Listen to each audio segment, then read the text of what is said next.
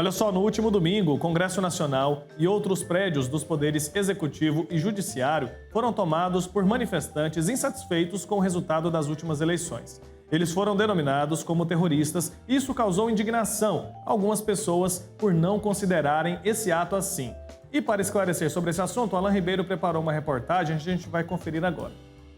No último domingo, o Brasil viveu um cenário de guerra. Os edifícios dos três poderes em Brasília foram invadidos por manifestantes radicais bolsonaristas. E sobre esse tema, eu converso com o advogado Herbert Lopes. Herbert, eu queria começar perguntando, muitas emissoras, também portais online, trataram os manifestantes como terroristas. Eles se enquadram nessa lei de terrorismo, que é até recente no país? Alan, primeiramente, muito obrigado pelo convite, por estar fazendo parte aqui dessa entrevista e poder debater um pouco a respeito desse tema. Do mesmo modo, saúdo aqui a todos os telespectadores que nos acompanham.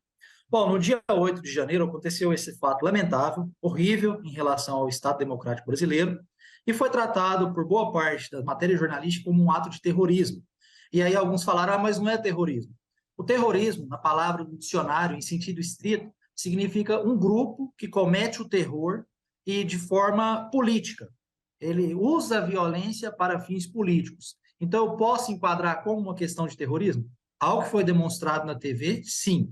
A tipificação legal vai ser essa atribuída? Bom, depende do inquérito ainda ser feito pela polícia em relação a essa situação, posteriormente a denúncia ofertada pelo próprio Ministério Público Federal.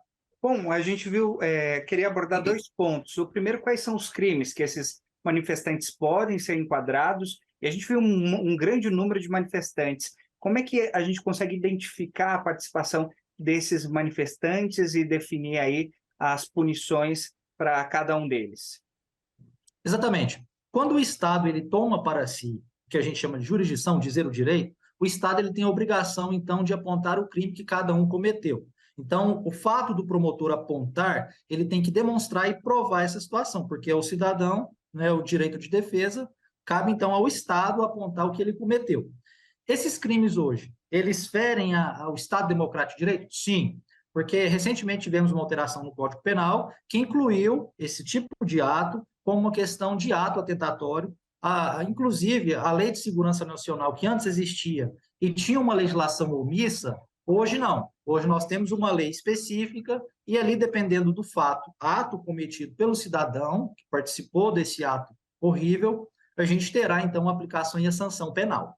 E o governo do Distrito Federal, ele pode ser penalizado por conta da omissão para combater esses manifestantes? Em relação a essa situação, ao governador do Distrito Federal, acredito que não recai a culpa exclusiva em relação a ele, pois foi exonerado ali o secretário de Segurança Pública. Ademais, em situações que foram narradas em matérias jornalísticas, inclusive pela Globo News, pelo Fernando Gabeira, fala dele, do dia 8 de janeiro, ele fala que o ato era previsível. Se era previsível, por que os estados, então, não trabalharam nessa situação? Não só o Estado, o Distrito Federal, mas também o próprio ministro da Justiça. Se eles sabiam que era algo previsível, por que eles não tomaram as precauções anteriores a essa situação? Então, se for culpar alguém, o culpado, de certo modo, já levou ali a sua exoneração para livrar também o problema ao encargo do governador. Acredito eu que a jogada política dele foi essa, justamente para livrá-lo dessa situação. Porque se pegar para o lado do governador, também tem que ir para o lado do ministro da Justiça, entendeu? Justamente por essa questão, se era um fato previsível, por que então as entidades governamentais já não tomaram frente quanto a isso? Uma outra pergunta que eu tenho a respeito do ex-presidente Bolsonaro. Ele pode, de alguma maneira, ser responsabilizado por esses atos? Não, acredito que não chegue a essa situação a responsabilizar o ex-presidente por uma conduta de pessoas ali que, de certo modo, o idolatram. Não acredito nessa situação porque não tem uma situação que ali leve à convicção de que foi uma ordem direta dele ou algo que ele demandou essa situação. Alguns até diziam na mídia que a sua omissão fez parte quanto a isso.